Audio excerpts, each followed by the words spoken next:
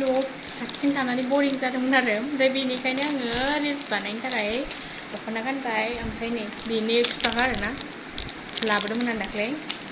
आंथ' फुनाखै बेयाव थांना मोनबेसे दं बेयाव मोनब्रैजोंनो 100 मोनसेयावनो 25 थाखा थ' आङो माने दिनैहाय बिराद सानगासिनो आरोना ओमफ्राय सानबायखि नोंसोरजों शेयार खालामसै होननानै दायोहाय माने सर'जिनि जा दङ बेयोहाय माने सिगांनिफ्रायनो बेयाव थांनो सानबाय थादोंमोन आरोना ओमफ्राय बे टाइमाव फैसा गैयामोन ओमफ्राय दायो बन्दसो जालायलांसिगोन ओमफ्राय दायो माने फैसायानो गैयामोन आरोना बे टाइमाव ओमफ्राय मा होनोमोनलाय आंनि खाफालानो बिदिनो आरोना दायो सिगाङाव दाबावैसो बहाबा ग्रासलेण्ड जादोंमोन ना जोंनि खाथियावनो बेबो ओमफ्राय बेयावबो थांनो सानबाय माबा बिगुमाया हाफायजोब्बायसो ओमफ्राय दाबो सर'जिनिया बिदिनो जाबाय आरोना सर'जिनि मा